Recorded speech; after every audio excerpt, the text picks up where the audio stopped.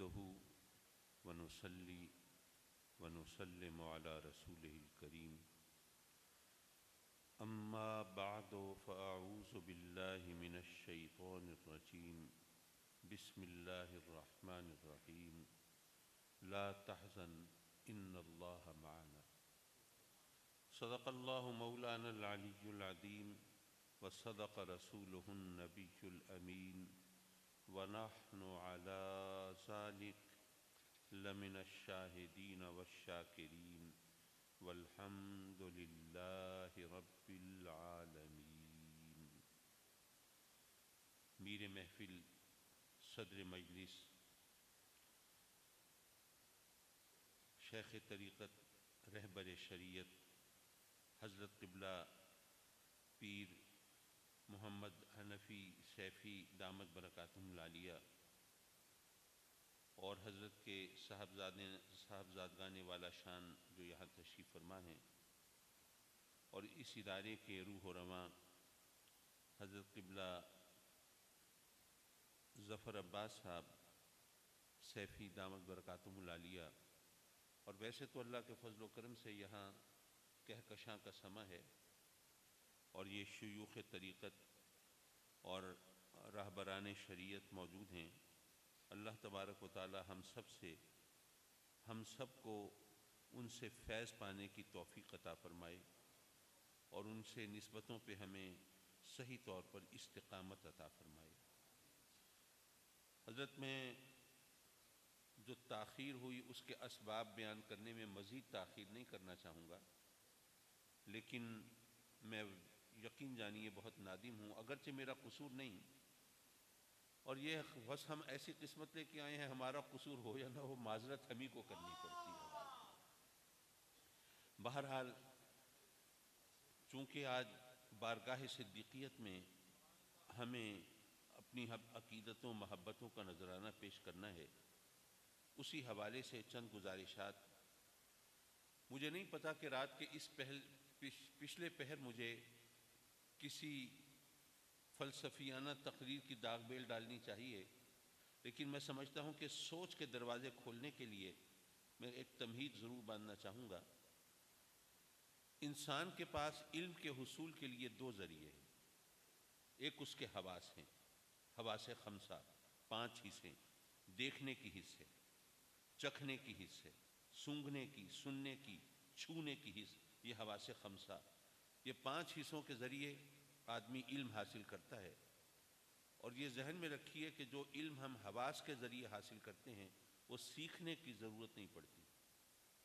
بچہ پیدا ہوا، 1 دن کا بچہ ہے، ابھی اسکول کالج یونیورسٹی تو نہیں گیا، کوئی ٹیوٹر بھی اسے پڑھانے کے لیے نہیں آیا، لیکن اسے بھی پتہ ہے اگر کڑوی چیز اس کے منہ پہ رکھیں تو منہ بنا کے تھوک دے گا، میٹھی چیز رکھیں گے تو مزے سے کھا لے گا۔ تو اس 1 دن کے بچے کو بھی پتہ ہے کہ کڑواہٹ کیا ہے اور مٹھاس کیا ہے۔ اس 1 دن کے بچے کو بھی پتہ ہے کہ سردی کیا ہے اور گرمی کیا ہے۔ سردی لگے گی خود بھی تھر تھر کانپنے لگے گا، اور ماں اپنی آغوش کی گرمی پہنچائے گی تو پرسکون ہو کے سو جائے گا۔ اس 1 دن کے بچے کو بھی پتہ ہے کہ شور کیا ہے اور خاموشی کیا ہے۔ شور مچے گا تو گھبرا کے خود بھی شور مچانے لگے گا، خاموشی کے ساتھ وہ سکون پائے گا۔ کہنے کا مطلب یہ کہ حصوں کے ذریعے جو علم حاصل کرتے ہیں وہ سیکھنے کی ضرورت نہیں پڑتی۔ علم حاصل کرنے کا دوسرا ذریعہ وہ عقل ہے۔ حواس کے ذریعے ہم جو معلومات حاصل کرتے ہیں ان کے ذریعے عقل نتائج اخذ کرتی ہے۔ اب علماء تو یہ بات سمجھ رہے ہیں، لیکن میں اپنے جیسوں کے لیے ذرا عرض کرتا چلوں۔ مثال کے ذریعے آپ کہیں صحرا میں ویرانے میں ہوں، کھانے پینے کا سامان نہ ہو اور پریشان ہو کہ یہاں زندگی کا سامان کیسے ہوگا، پتہ نہیں کوئی آبادی ہے نہیں ہے، لوگوں کا یہاں سے گزر بسر ہے نہیں ہے، کیا صورت ہے۔ اس پریشانی میں آپ بھاگ دوڑ کر رہے ہیں، آبادی تلاش کرنے کی فکر میں ہیں، تو اتنے میں آپ کو ذرا کچی جگہ پہ ٹائروں کے نشان نظر آئے، آپ نے دیکھا راستہ سا بنا ہوا ہے، آپ کو تسلی ہو گئی یہاں آمد و رفت ہے، آنا جانا ہے، انسانوں سے یہاں پہ ملاقات کا امکان ہے۔ حالانکہ آپ نے انسان نہیں دیکھے، یہاں پر آپ نے کوئی آواز نہیں سنی، کوئی اور چیز ایسی نظر نہیں آئی لیکن جو ٹائروں کے نشان ہیں اس سے آپ کی عقل نے نتیجہ اخذ کیا۔ یاد رکھیے، حواس کے ذریعے جو علم حاصل کرتے ہیں وہ سیکھنے کی ضرورت نہیں پڑتی، لیکن عقل سیکھنے سے آتی ہے۔ ہم نے عقل سیکھی اپنے بزرگوں سے، اپنے بڑوں سے۔ انہوں نے کس سے سیکھی؟ اپنے بڑوں اور بزرگوں سے۔ انہوں نے اپنے بڑوں اور بزرگوں سے۔ آگے چلنے سے پہلے یہ دیکھتے چلیے کہ کیا ہمارے حواس غلطی کرتے ہیں یا نہیں کرتے۔ آنکھ بھی غلط دیکھتی ہے۔ دیکھیے، عدالت کے اندر اگر کسی وقوعے کے حوالے سے 3 گواہ پیش ہوں، ایک کہے کہ جناب یہ وقوعہ میرا خیال ہے، اندازہ ہے، میرا گمان ہے، میری عقل کہتی ہے کہ یوں ہوا ہوگا۔ دوسرا کہتا ہے کہ نہیں جناب، وقوعے کے بعد میں وہاں سے گزرا، لوگ آپس میں باتیں کر رہے تھے، ذکر کر رہے تھے، میں نے ان سے خود سنا، وہ کہہ رہے تھے وقوعہ یوں ہوا تھا۔ تیسرا کہے کہ جناب میں تو خود موجود تھا، میں نے سب کچھ اپنی آنکھوں سے دیکھا، وقوعہ تو یوں ہوا تھا۔ تو عدالت اعتبار کرے گی چشم دید گواہ کا۔ ذرا آواز ہلکی رکھیں گے تو ان کو ذرا آسانی سے سمجھ میں آئے گی۔ بہت شکریہ۔ تو حضرات مکرم، عدالت کا کہنا یہ ہے کہ سچ کا پتہ آنکھ سے چلتا ہے، وہ چشم دید گواہ کا اعتبار کرے گی۔ لیکن کیا آنکھ غلط نہیں دیکھتی؟ رات کا وقت ہو، آسمان پر چاند چمک رہا ہو 14ویں کا، اور آپ اپنے بچے کو موٹر سائیکل پہ سیر کرا رہے ہوں، اور بچہ خوش ہو کے کہے بابا دیکھیے کتنا مزہ آ رہا ہے، آج تو چاند بھی ہمارے ساتھ ساتھ سیر کر رہا ہے۔ بچے کی بات سن کے سڑک کے کنارے کھڑے ہوئے قبلہ شیخ الحدیث صاحب ہنس پڑے۔ دیکھیں بچے بھی کتنے سیدھے سادے بے وقوف ہوتے ہیں، کہہ رہا ہے چاند چل رہا ہے ہمارے ساتھ، چاند تو ہمارے ساتھ کھڑا ہے۔ اب بتائیے، ایک کہتا ہے کہ چاند کھڑا ہے، دوسرا کہتا ہے کہ چاند چل رہا ہے، ان میں کون سچا ہے؟ دونوں چشمدید گواہ ہیں۔ تو پتہ چلا کہ ہمارے حواس غلطی کرتے ہیں۔ جہاں حواس غلطی کرتے ہیں وہاں عقل رہنمائی کرتی ہے۔ عقل بتاتی ہے چاند نہیں چل رہا، سواری چل رہی ہے۔ کیا عقل غلطی نہیں کرتی؟ سیدھا سادہ ایک جملے میں جواب ہے، اگر عقل غلطی نہ کرتی تو عقل مندوں میں تو کبھی اختلاف ہوتا ہی نہیں۔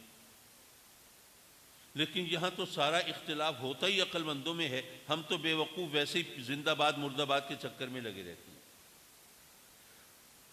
جہاں ہماری آنکھ نے غلط دیکھا تھا، حواس نے غلطی کی تھی، وہاں تو عقل نے رہنمائی کی۔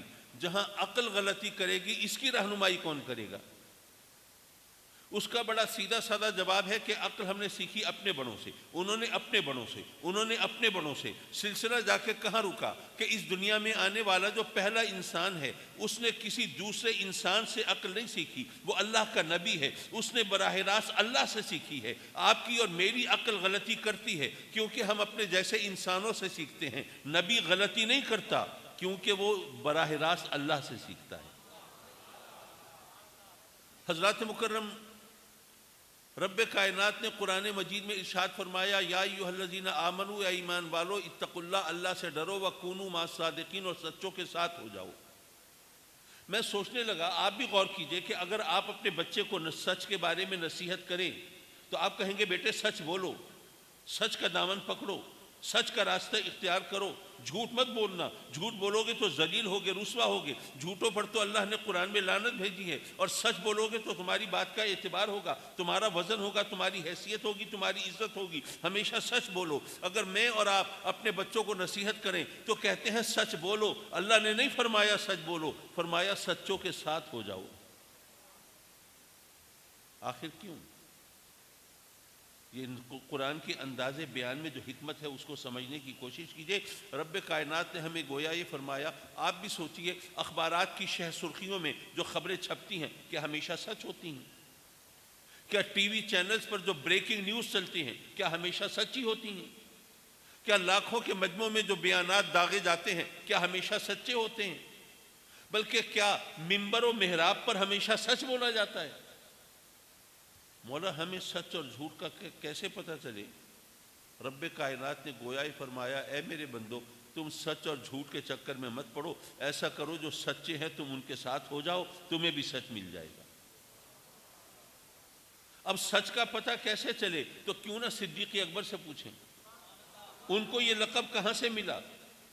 آپ جانتے ہیں شب معراج میں جب آقا کریم صلی اللہ علیہ وسلم نے اپنے سفر معراج کا ذکر فرمایا تو کافر انہوں نے نعرہ مارا، کہنے لگے آج تک تو ہم مسلمانوں کے نبی کو جب کبھی بھی معاذ اللہ ان کی تکذیب، ان کی تردید کرنا چاہتے تھے، ان کو جھٹلانا چاہتے تھے، کبھی کامیاب نہیں ہوتے تھے، وہ اس لیے کہ یہ تو جیسا کہتے تھے ویسا ہو جاتا تھا۔ لیکن آج انہوں نے ایسی بات کہی کہ جو کوئی سچ مان ہی نہیں سکتا۔ راتوں رات چلے مسجد حرام سے مسجد اقصی پہنچ گئے، نہ جانے کہاں کہاں کی سیر کی، راتوں رات واپس بھی آ گئے۔ یہ بات تو کوئی بھی تسلیم نہیں کر سکتا۔ سب سے پہلے پکڑو نا ابو بکر کو، بڑی سائیڈ لیتے ہیں، اپنے نبی کی تائید کرتے ہیں، حمایت کرتے ہیں، اب کیسے کہیں گے یہ سچ ہے؟ اب گھیر لیا آپ کو۔ ہاں بھئی ابو بکر ذرا بتاؤ تو صحیح، اگر کوئی شخص یہ کہے کہ میں رات کو مسجد حرام سے چلا مسجد اقصی پہنچا، نہ جانے کہاں کہاں گھوم پھر کے راتوں رات واپس بھی آ گیا، بتاؤ یہ کہنے والا سچا ہوگا کہ جھوٹا؟ سیدنا ابو بکر بھی غور فرماتے ہیں کہ آخر یہ مجھ سے کیوں پوچھ رہے ہیں، وہ کسی اور سے پوچھ لیتے۔ مجھ سے پوچھنے کے چکر میں ہے کوئی چکر، ہے کوئی معاملہ؟ آپ نے فرمایا پہلے یہ بتاؤ یہ دعویٰ کیا کس نے، یہ بات کہی کس نے؟ جب کافروں نے دیکھا کہ بتائے بغیر دال گلے گی نہیں، بات بنے گی نہیں، مجبوراً کہا کہ دیکھو جس کو تم اللہ کا نبی مانتے ہو، جن کی تم صداقت کے چرچے کرتے ہو اور ہر باتیں میں ان کی تائید اور حمایت کرتے ہو، اب بتاؤ یہ انہوں نے کہی ہے، تم خود بتاؤ کیا یہ ہو سکتا ہے؟ کیا وہ سچے ہیں تمہارے خیال میں؟ سیدنا ابو بکر نے کیا جواب دیا؟ یہ نہیں کہا کہ تم تو کافر ہو، تمہاری بات کا کیا اعتبار، تم تو ثقہ راوی نہیں ہو، میں جاتا ہوں بارگاہ رسالت میں، آقا کریم سے پوچھتا ہوں، تصدیق کرتا ہوں، پھر بتاؤں گا۔ ایسا نہیں فرمایا حضرات مکرم، بلکہ انہوں نے فوراً کہا کہ جب میرے آقا کریم نے بات کہی ہے تو میں گواہی دیتا ہوں سرکار نے یہ سفر کیا ہے۔ جب میرے آقا کریم صلی اللہ علیہ وسلم کی گواہی کی خبر ملی بارگاہ رسالت میں تو وہاں سے صدیق اکبر کا لقب ملا۔ یہاں پر دو باتیں سمجھنے کی، پہلی بات تو یہ کہ جب ہم آقائے دو جہاں صلی اللہ علیہ وسلم یا اللہ کے محبوب مقبول بندوں کی عظمت و شان کے لیے کوئی روایات، کوئی احادیث پیش کرے تو بعض اوقات یہ جناب مخالفین کہتے ہیں جناب یہ حدیث یہ تم پیش کر رہے ہو، یہ تو ضعیف حدیث ہے، یہ دیکھو اس کا جو راوی ہے اس پر تو محدثین نے بڑی جیرا کی ہے، یہ تو قابل اعتبار نہیں ہے، تم ضعیف حدیثیں سنا کے ہمارے ایمان کو ہم خراب کرتے ہو۔ لیکن کبھی موقع ملے تو ان کو بتانا کہ صدیق اکبر کی سنت یہ ہے کہ نبی کریم کی عظمت کی بات کافر سے سنو تو اس کا انکار بھی مت کرو، کافر ہے تو ہوتا رہے، عظمت تو میرے نبی کی بیان کرتا ہے نا۔ دوسری بات، صدیق اکبر نے گواہی دی میرے آقا کریم کے سفر معراج کی، کیا انہوں نے آقا کریم کو جاتے ہوئے دیکھا تھا؟ نہیں، پتہ چلا آنکھ کی گواہی نہیں تھی۔ کیا معراج کا سفر عقل میں آنے والی چیز ہے؟ وہ تو معجزہ ہے، اور معجزہ کہتے اس کو ہیں جو عقل کو عاجز کر دے۔ تو پتہ چلا کہ عقل کی گواہی بھی نہیں تھی، نہ آنکھ کی گواہی نہ عقل کی گواہی، پھر ان کو سچ کیسے ملا؟ یارو صدیق اکبر نے یہ درس دیا کہ اے لوگوں یاد رکھو، تمہاری آنکھ کچھ دیکھے، تمہاری عقل کچھ کہے اور نبی اس کے مقابلے میں کچھ اور کہے، اپنی آنکھ کو جھٹلا دو، عقل کا انکار کر دو، نبی کی بات مان لو تو تمہیں سچ مل جائے گا۔ یہ صداقت کا معیار، یہ زبان رسالت ہے۔ حضرات مکرم، یہ تو شب معراج کی بات ہوئی، اب ظاہر صدیق اکبر کا ذکر ہو تو شب ہجرت کے بغیر تو مکمل ہوتا نہیں۔ میں پورے سفر ہجرت کی بات کروں تو بات اور لمبی ہو جائے گی، اور ظاہر ہے کہ وہ قصے تو آپ نے سب سنے ہوئے، لیکن جو سبق پڑھانے سکھانے والی بات ہے ذرا اس کی طرف متوجہ ہوں۔ جب آپ تشریف فرما ہوتے ہیں غار ثور میں، سیدنا صدیق اکبر پہلے جا کر کچھ جھاڑ پونچھ کرتے ہیں۔ ظاہر ہے گھر سے کوئی صفائی کرنے کا سامان لے کے تو نہیں چلے، تو اپنی قمیض مبارک اتار کے اس سے وہ جھاڑ پونچھ کرتے ہیں۔ اب سانپوں کے بل ہیں، ان بلوں کو بند کرنے کے لیے اپنی قمیض مبارک کی دھجیاں بنا کر، چیتھڑے بنا کر وہ ان کے بل بند کرتے ہیں۔ ایک بل رہ گیا لیکن اب کپڑا ختم ہو گیا، بہرحال آقا کریم کو بلایا، سرکار اب تشریف فرما ہو جائیے، کچھ تھوڑی بہت جھاڑ پونچھ کر دی ہے، ذرا آپ آئیے آرام فرمائیے۔ اب میرے آقا کریم آتے ہیں اور صدیق اکبر سرکار کا سر اقدس اپنے زانوں پہ رکھ لیتے ہیں اور اپنی ایڑی جو ہے وہ اس سانپ کے بل پہ رکھ دیتے ہیں جس کے لیے کپڑا نہیں بچا تھا۔ یہ ساری باتیں آپ کی جانی پہچانی ہیں۔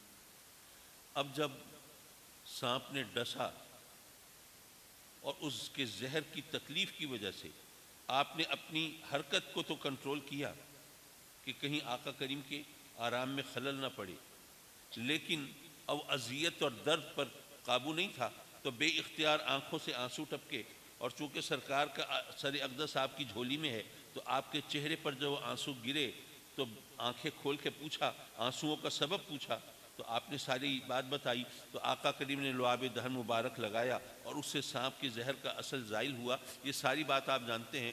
حضرات مکرم، یہ اس منظر کو ذرا میں نے کس انداز سے سمجھنے کی کوشش کی وہ عرض کرتا چلوں۔ صدیق اکبر اس شان سے بیٹھے ہیں کہ ان کی گود میں میرے آقا کریم کا سر اقدس ہے اور ان کا پاؤں جو ہے، ان کی ایڑی وہ سانپ کے بل پہ ہے۔ تو میں نے کہا کہ صدیق اکبر کی شان یہ ہے، اس طرح بیٹھے ہیں کہ موت ان کی ایڑی کے نیچے ہے اور زندگی ان کی گود میں ہے۔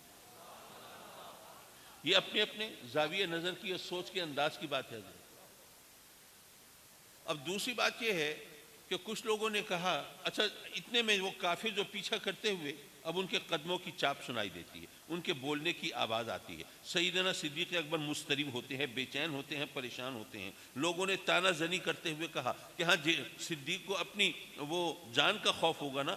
اس کا بڑا سیدھا سادہ جواب ہے، جان کے خوف کی بات کرتے ہو؟ ارے سانپ کا زہر برداشت کر رہے ہیں، کیوں؟ سرکار کی جان بچانے کے لیے نہیں، صرف آرام بچانے کے لیے۔ تو آقا کریم کے آرام کی خاطر جو جان قربان کرنے پر تیار ہوں، وہ ان کو کسی اور چیز کا اندیشہ بھلا کیا ہو سکتا ہے؟ ان کو اگر خوف تھا تو صرف سرکار کے حوالے سے کہ آپ کی شان میں کوئی گستاخی نہ کریں، کوئی ایذا پہنچانے کی کوشش نہ کریں۔ تو آقا کریم صلی اللہ علیہ وسلم نے کس طرح تسلی دی؟ قرآن نے کہا اذ یقول لصاحبہ۔ اب یہاں پر میرے آقا کریم حضور علیہ الصلوۃ والسلام کے لیے نے جو اپنے صحابی کو فرمایا، قرآن کی گواہی آ گئی نا، اذ یقول لصاحبہ۔ پتہ یہ چلا کہ میرے آقا کریم کے تمام صحابی یقیناً قابل قدر ہیں اور عزت و احترام کے لائق ہیں، اور ہر ایک کا مرتبہ اور مقام یہ ہے کہ وہ ستارے ہیں اور جن کی رہنمائی سے ہم ہدایت پاتے ہیں۔ لیکن صدیق اکبر کی شان یہ ہے کہ اگر ان کی صحابیت پر تم نے تانا زنی کی تو تم دائرہ اسلام سے خارج ہو جاؤ گے، کیونکہ وہ صحابیت ان کی قرآن سے ثابت ہے۔ ان کی صحابیت پر کلام کرو گے تو قرآن کے منکر قرار پاؤ گے، اور جو قرآن کا منکر ہو وہ مومن نہیں ہو سکتا۔ بہرحال میرے آقا کریم نے تسلی دی۔ اب وہ کافر آئے، اب وہ سمجھدار ہیں، بڑے ذہین لوگ ہیں، انہوں نے دیکھا رب کائنات نے وہ مکڑی کو حکم دیا کہ غار کے دہانے پر جالا تن دے۔ ادھر فاختہ کو حکم ہوا کہ اپنے گھونسلے میں وہ انڈوں پہ بیٹھ جائے۔ اب ماشاءاللہ یہ ذہین سمجھدار کافر آتے ہیں پیچھا کرتے ہوئے، دیکھتے ہیں کہ پرندہ اپنے گھونسلے میں بیٹھا ہوا ہے۔ اگر یہاں پر کوئی آمد و رفت ہوئی ہوتی، کوئی ہلچل ہوئی ہوتی، یہ پرندہ اتنے سکون سے اپنے انڈوں پہ تو نہ بیٹھا ہوتا۔ اس کا مطلب ہے یہاں کوئی آیا نہیں ہے۔ غار کا دہانہ نظر آیا، اب وہاں پر وہی ایک غار ہے جس میں کسی کے پوشیدہ ہونے کی، چھپنے کی کوئی گنجائش بچتی ہے، لیکن سوچتے ہیں یہاں سے گزرے ہوتے تو یہ مکڑی کا جالا تو بکھر جاتا، یہ برقرار نہیں رہ سکتا تھا۔ اس سے لگتا ہے کہ یہاں سے گزرے نہیں ہیں، ہم یہاں پر اندر جائیں، پتہ نہیں غار کتنا لمبا ہو، وہاں پہ وقت ضائع کریں اور وہ آگے نکل چکے ہوں، چلو چھوڑو، دفع کرو، یہاں سے تو نہیں گزرے، مکڑی کا جالا گواہی دے رہا ہے، آگے چلو۔ یہ سارا واقعہ آپ نے سنا ہوا ہے۔ میں نے اس کا نتیجہ یوں اخذ کیا کہ رب کائنات نے اگر اپنے محبوب علیہ الصلوۃ والسلام کے حسن و جمال کو، آپ کو اگر کسی کی نظر سے پوشیدہ رکھنا ہو تو اس کی آنکھوں کے سامنے مکڑی کا جالا ایک پردہ بن جاتا ہے۔ بھئی وہ اگر جھانک کے دیکھتے تو آقا کریم وہاں تشریف فرماتے، نظر پڑ جاتی، ان پہ دیکھ لیتے، لیکن نہیں، رب کائنات نے چونکہ ان کی نگاہوں سے پوشیدہ رکھنا تھا، اس لیے مکڑی کا جالا وہ ان کی نگاہوں کے سامنے حجاب بن گیا، پردہ بن گیا، نقاب بن گیا، وہ اس کے پار نہیں دیکھ سکے۔ پتہ یہ چلا، یہ جو جملہ ہے ذرا غور سے سنیے، کہ رب کائنات نے اپنے محبوب کو کسی نگاہ سے پوشیدہ رکھنا ہو تو مکڑی کا جالا اس کی آنکھوں کے سامنے پردہ بن جاتا ہے۔ تو لباس بشریت تو بہت موٹا پردہ ہے، اگر کچھ لوگوں کی نگاہیں اس پردے میں الجھ کے رہ جاتی ہیں اور حسن محمدی تک وہ نہیں پہنچ پاتی تو شاید اس کا اتنا قصور نہیں، رب نے اس کی نگاہ کو وہاں تک پہنچنے ہی نہیں دیا ہے۔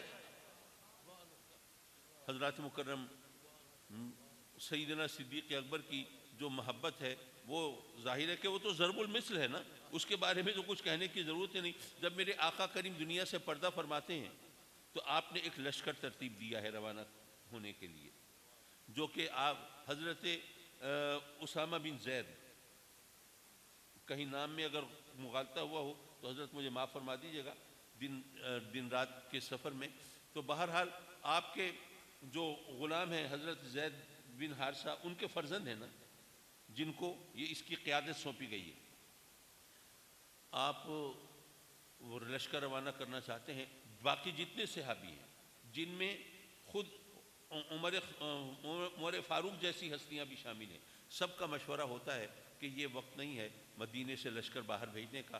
یہ جناب وہ لوگ جن کا ایمان کمزور ہے، جن کے دل میں مال کی محبت ہے، جو زکوٰۃ دینے کے لیے تیار نہیں ہیں، اور جو اس طرح ایمان کی اور شریعت کی سختیاں جن کے لیے دشوار ہیں، وہ اس طرح رسے توڑانے کے چکر میں ہیں، اور آقا کریم کے پردہ فرمانے کی خبر وہ کفار کو مہمیز دے رہی ہے کہ اب اس وقت مسلمان غم و اندوہ کی کیفیت میں ہوں گے، ان کی طاقت وہ کم ہو چکی ہوگی اور وہ مقابلہ کرنے کے قابل نہیں ہوں گے، کسی حریف کا سامنا نہیں کر سکیں گے، میدان جنگ سے وہ پیٹ دکھا کے بھاگیں گے۔ اب وہ سب مدینے پر یلغار کرنے کے چکر میں ہیں، تو اس لیے ایسے میں مدینہ اگر خالی ہو جائے، یہاں سے لشکر روانہ ہو جائے، یہاں تو بہت کمزوری ہو جائے گی، یہاں پر تو کافروں کا مقابلہ کرنے کی پھر کوئی صورت نہیں بنے گی، اس لیے اس وقت یہ لشکر روانہ نہیں کرنا چاہیے۔ ہر ایک طرف سے یہی آواز ہے اور یہی صدا ہے، لیکن آپ فرماتے ہیں کہ نہیں، وہ اوراق کے اندر وہ تمام الفاظ محفوظ ہیں۔ آپ فرماتے ہیں کہ اگر مجھے یہ اندیشہ ہو کہ اس لشکر کے روانہ کرنے سے مجھے یہاں پر مدینے کی گلیوں میں جانور گھسیٹتے پھریں گے،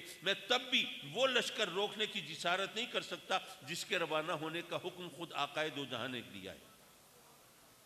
اب ظاہر ہے خلیفۃ الرسول ہیں اور آپ یہ ارادہ فرما لیتے ہیں، اب کوئی روک نہیں سکتا۔ اب آپ نے لشکر روانہ کر دیا، اب لوگوں کے دل میں بہت خوف ہے، اندیشے ہیں کہ نہ جانے کیا ہو۔ اب یہاں مدینہ خالی ہو گیا، یہاں پر اب طاقت رہی نہیں، لیکن اس کا نتیجہ کیا نکلا، امپیکٹ کیا ہوا؟ وہ کافر جو پر تول رہے ہیں مدینے پر حملہ کرنے کے لیے، وہ جو اکٹھے ہو رہے ہیں، طاقت جمع کر رہے ہیں مسلمانوں کو ختم کرنے کے لیے، ان کو پتہ چلتا ہے کہ وہ لشکر جو آقا کریم نے ترتیب دیا تھا وہ صدیق اکبر نے روانہ کر دیا۔ ان کے ہوش ٹھکانے آ جاتے ہیں، ارے ہم تو سوچ رہے تھے وہ کمزور ہوں گے، ہم تو سوچ رہے تھے ہمارے مقابلے کی ان میں سخت نہیں ہوگی، ارے وہ تو حملہ کرنے کے لیے جا رہے ہیں، ہم کس غلط فہمی کا شکار ہیں؟ نہیں، ہمیں یہ غلطی نہیں کرنی چاہیے۔ اب اس کی وجہ سے وہ سب ٹھٹک گئے، سب رک گئے، سب خاموش ہو گئے، اور اس طرح مسلمانوں کو ایک نئی زندگی مل گئی وہاں۔ اور یہ سارا کام کس سے ہوا؟ وہ صدیق اکبر کے دل میں جو آقا کریم کی محبت کی شمع روشن ہے، یہ اس کی روشنی ہے نا جس نے ان کو مجبور کیا کہ نہیں، وہ لشکر روکنا نہیں ہے۔ وہ اس لیے کہ رب کائنات جانتا ہے کہ وہ ان کا ایمان کی بات بھی ہے، محبت کی بات بھی ہے۔ حضرات مکرم، باتیں تو یقیناً بہت سی ہیں، لیکن جب میں اپنی اس تاخیر کی وجہ سے میں نے ذرا چاہا کہ ذرا مختصر سے الفاظ میں چند باتیں کہہ کے میں آپ سے اجازت چاہوں۔ صرف ایک بات اور کہتا چلوں، سیدنا صدیق اکبر کا ایک قول ہے، فرماتے ہیں یا لیتنی کنت صحب محمد، اے کاش میں آقا کریم صلی اللہ علیہ وسلم کی بھول ہوتا، بھول چوک ہے نا، بھول ہوتا۔ اچھا، جب پہل پڑھا تو میں سوچنے لگا یہ ایک شاعرانہ بات ہے، ورنہ اس کے اندر کیا مفہوم ہوگا میں آقا کریم کی بھول ہوتا؟ یہ تو کچھ پلے نہیں پڑی نا، بات سمجھ نہیں آئی۔ لیکن ذرا تھوڑا سا اس پر فکر سے کام لیا، غور کیا، تو جو نتیجہ نکلا وہ میں آپ کی خدمت میں عرض کرتا چلوں۔ بات یہ ہے کہ آپ اور میں سوچ سمجھ کر کوئی کام کریں، غور و فکر کی تمام تر قوتوں کو بروئے کار لا کر کوئی کام کریں، تو ضروری نہیں کہ وہ کام رب کی منشا کے مطابق ہو۔ ہماری کہیں نیت میں خرابی ہو سکتی ہے، کہیں عمل میں کوتاہی ہو سکتی ہے، کچھ آگے پیچھے ہو سکتے ہیں، اس لیے ہم سے خطا ہو سکتی ہے۔ سوچ سمجھ کر کام کریں، پوری طرح غور و فکر سے کوئی کام کریں، اچھی طرح منصوبہ سازی کے ساتھ کوئی کام کریں، تو بھی ضروری نہیں کہ وہ اللہ کی منشا کے مطابق ہو، مرضی کے مطابق ہو۔ لیکن ادھر رب کائنات فرماتا ہے فلا تقرؤ سنقرئک فلا تنسى سنقرئک فلا تنسى الا ما شاء اللہ۔ اے محبوب، آپ تو بھولتے بھی وہ ہیں جو اللہ چاہتا ہے، آپ تو بھولتے بھی وہ ہیں جو اللہ چاہتا ہے۔ یعنی ہمارا سوچا سمجھا کام ضروری نہیں کہ اللہ کی منشا کے مطابق ہو، لیکن آپ کی تو بھول بھی اللہ کی منشا کے مطابق ہوتی ہے۔ حضرات مکرم، یہ سب سوچ کے زاویے ہیں، اور جب تک سوچ کے زاویے درست نہ ہوں اس وقت تک آدمی کو رہنمائی نہیں ملتی۔ میں اپنی گفتگو کا اختتام کر رہا ہوں صرف سوچ کے زاویوں کی درستگی کے حوالے سے ایک بات کر کے۔ حضرت ایسا ہے، آج کل دوستوں نے دیکھا ہوگا ریڈیو ٹی وی پر بعض اوقات ایسے پروگرام آتے ہیں جو لائیو پروگرام چل رہے ہوتے ہیں، اور وہ ٹیلی فون نمبر دیا جاتا ہے کہ یہ ٹیلی فون کر کے آپ یہ پروگرام میں شریک ہو سکتے ہیں، اگر چاہیں تو کوئی شعر سنانے فون کر کے، کوئی لطیفہ سنا دیں، یا کوئی فرمائش کر سکتے ہیں فون کر کے، اس طرح آپ پارٹیسپیٹ کر سکتے ہیں، اس پروگرام میں شرکت کر سکتے ہیں۔ آپ نے بہت سے پروگرام ایسے دیکھے ہوں گے ریڈیو اور ٹی وی پر، تو ریڈیو پر ایک پروگرام تھا بڑا پاپولر، بڑا ہر دل عزیز پروگرام تھا، اور لوگ بہت ذوق شوق سے سنتے تھے، وہ چل رہا ہے تو اس میں جناب ایک کال آتی ہے، ایک بوڑھی عورت فون کر رہی ہے کہ جی میں 2 دن سے بھوکی ہوں، اور میں فلاں بلڈنگ کے، اس نے بلڈنگ کا ایڈریس دیا، میں اس بلڈنگ کے flat number so and so میں رہتی ہوں، اور اگر کوئی شخص میرے جو سامعین ہیں ان میں سے کوئی مجھے سامان خورد و نوش پہنچا دے تو مجھے یقین ہے رب کائنات اس کو اپنے انعام و اکرام سے نوازے گا، اور اس ایثار، قربانی اور خدمت کی وجہ سے رب کائنات اس کو وہاں جنت دے گا اور دنیا میں بھی عزت دے گا، اور میں بھی رب کی بارگاہ میں التجا کروں گی، اور رب کائنات اپنی اس گناہ گار بندی کی دعا ضرور قبول کرے گا۔ اس طرح وہ ترغیب دلاتی ہے کہ کوئی اس کو کھانے پینے کا سامان پہنچا دے۔ اب جناب وہ کال سننے والوں کے اندر ایک ایتھیسٹ ہے، ملحد ہے، بے دین ہے، جو اللہ رسول کے منکر ہوتے ہیں، دین مذہب کو نہیں مانتے، ایک وہ شخص ہے، وہ سن رہا ہے، فوراً اس کے ذہن کی ایک سازشوں کا تانا بانا بنتا ہے، وہ فوراً گاڑی اٹھاتا ہے، مارکیٹ میں جاتا ہے، کچھ کھانے پینے کا سامان خریدتا ہے، اور جو بلڈنگ کا پتہ بتایا ہے اس عورت نے وہاں پہنچتا ہے، اس بلڈنگ کے نگران کو بلاتا ہے، پوچھتا ہے کہ فلاں فلیٹ نمبر میں کون رہتا ہے؟ اس نے غور کیا، فلاں فلیٹ نمبر میں اس میں ایک بوڑھی عورت رہتی ہے۔ اچھا تو ایسا کرو، یہ جو کھانے پینے کا سامان ہے یہ اس بوڑھی عورت کو دے آؤ۔ وہ پوچھے گی یہ کس نے بھیجا ہے، تو اس کو کہنا کہ یہ شیطان نے بھیجا ہے۔ اب جب وہ جو بھی وہ جواب دے تو یہ ٹیلی فون نمبر ہے، ریڈیو پر پروگرام چل رہا ہے، وہاں فون کر کے بتا دینا کہ بوڑھی عورت جس نے کھانے پینے کا سامان مانگا تھا تو اس کو سامان بھیجا شیطان نے، اور اس عورت نے یہ جواب دیا۔ اب وہ اپنے ذہن میں سوچ رہا ہے کہ جب اس کو پتہ چلے گا شیطان نے سامان بھیجا، اب اتنی دعائیں دے رہی تھی، اتنا کچھ کہہ رہی تھی، تو ظاہر ہے شیطان کے لیے بھی کوئی کلمات خیر کہے گی، تو اس طرح وہ ایک مذاق بنے گا، اور مجھے دین کا، مذہب کا، شیطان کا، اللہ کا، رسول کا مذاق بنانے کا معاذ اللہ موقع ملے گا، اور میں کال بن کر کے اور یہ کہوں گا اور وہ کہوں گا۔ اس طرح وہ سازش کے تانے بانے بن کے وہ کہتا ہے ایسا کرو۔ اب وہ بندہ جاتا ہے، فلیٹ کی گھنٹی بجاتا ہے، وہ بوڑھی عورت آتی ہے، ہاں جی کیا بات ہے؟ یہ جی آپ کے لیے سامان آیا ہے۔ وہ عورت دیکھتی ہے کھانے پینے کا سامان، اس بیچاری کا دل خوش ہوتا ہے، 2 دن سے بھوکی ہے، فوراً سامان لے کے وہ کچن کی طرف چل پڑتی ہے۔ وہ بندہ پوچھتا ہے بھائی پوچھو گی نہیں یہ کس نے بھیجا ہے؟ وہ عورت کہتی ہے نہیں مجھے پوچھنے کی ضرورت نہیں ہے، میرا اللہ اگر چاہے نا وہ شیطان سے بھی کام لے سکتا ہے۔ حضرات مکرم، ہم سازشوں کے تانے بانے بن سکتے ہیں، وہ یوں کہے گا میں یوں کہوں گا، وہ یوں کرے گا میں یوں کروں گا، یہ ہم آپس میں ہی منصوبے بنا سکتے ہیں، لیکن سب سے بہتر منصوبے بنانے والا وہ ہے۔ اگر ہماری سوچ کے دعویے درست ہوں اور ہم اس پر بھروسہ رکھیں اور اس سے لو لگائیں تو یارو یہ دنیا بھی ہماری اور وہ دنیا بھی ہماری۔ وآخر دعوانا ان الحمد للہ رب